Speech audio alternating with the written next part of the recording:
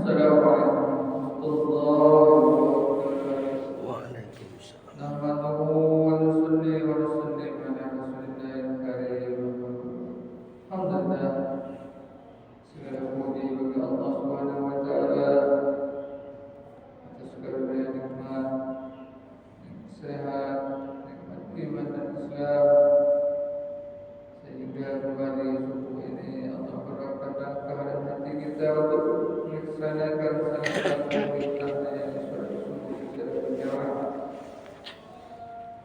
Selawat dan salam sahabat-sahabat kita saya mengagungkan kepada baginda yang mulia Muhammad sallallahu alaihi wasallam.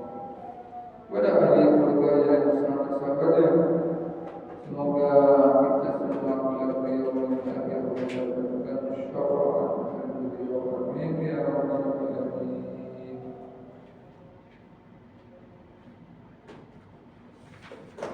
Kembali kita mendengar mengulang-ulang hadis-hadis baginda Rasulullah, nasihat-nasihat baginda Rasulullah tentang bab saudara beliau, yakni mafhum hadis dari Sahal bin Sa'ad As-Sa'idi rahimahullah.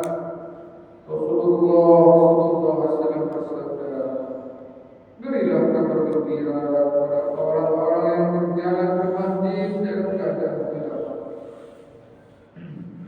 Berilah kabar gembira kepada orang-orang yang berjalan ke masjid dalam keadaan gelap, bahwa mereka akan mendapatkan cahaya sempurna pada hari kiamat. Pada hari ini kita tidak mengetahui bagaimana pahala pergi ke masjid pada malam hari. Pada hari kiamat nanti, ketika manusia dalam kesulitan, kita baru akan mengetahui pahala tersebut, yaitu akan dianugerahkan kepadanya sebuah cahaya yang jauh lebih terang daripada sinar matahari. Disebutkan dalam sebuah hadis, pada hari kiamat ia akan duduk di atas mimbar yang bercahaya tanpa suatu kesulitan sedikit pun. Padahal ketika itu manusia sedang berada dalam ketakutan.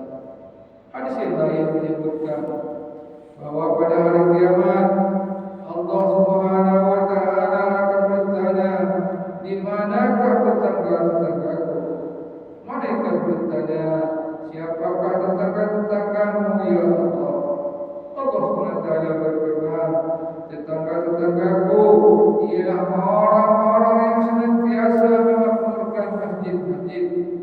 Hadis lain meriwayatkan bahwa tempat yang paling dicintai oleh Allah SWT adalah masjid, dan tempat yang paling dibenci oleh Allah SWT adalah pasar.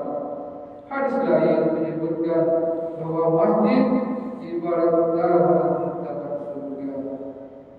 Abu Sa'id radhiyallahu meriwayatkan dari Rasulullah SAW, apabila ada seorang yang selalu pulang pergi ke masjid, maka saksikanlah olehmu bahwa ia adalah seorang mukmin. Innama ta'muru masajidallah man amana billahi wa bil yawmil akhir. Sesungguhnya yang memakmurkan masjid-masjid Allah hanyalah orang yang beriman kepada Allah dan hari akhir. Quran surat At-Taubah ayat 18. Dalam sebuah hadis diriwayatkan, barang siapa berwudu pada saat kesulitan lalu pergi ke masjid untuk solat berjamaah dan duduk setelah solat menunggu solat berikutnya, maka dosa-dosanya akan diampuni. Hadis lain menyebutkan, semakin jauh rumah seseorang dari masjid, maka semakin banyak pula pahala yang diperolehnya, karena setiap langkahnya ke masjid akan dihitung sebagai pahala. Oleh sebab itu diriwayatkan bahwa jika para sahabat pergi ke masjid, mereka memperpendek langkah-langkah mereka. Hadis lain menyebutkan bahwa ada tiga hal yang jika kita mengetahui pahalanya, maka kita akan berebut untuk mendapatkannya. Yang pertama adalah azan, yang kedua pergi ke masjid ketika matahari panas terik, yang ketiga sholat di saf pertama.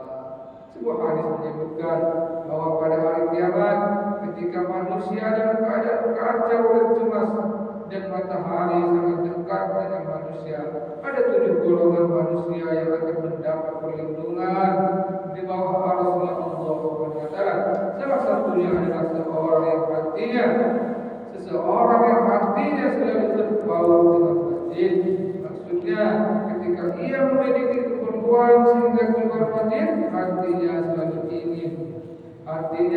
ingin segera kembali ke masjid. Dan hadis yang lain menyebutkan bahwa barang siapa akrab dengan masjid, maka Allah akan akrab dengannya. Alhamdulillah, hadis keterangan yang sangat panjang baginda Rasulullah tentang pentingnya menegakkan solat terlebih secara berjamaah di mana azan dikumandangkan. Semoga Allah Subhanahu wa taala memberi taufik hidayah kepada kita bisa beramal dan menyampaikan kepada pendengar.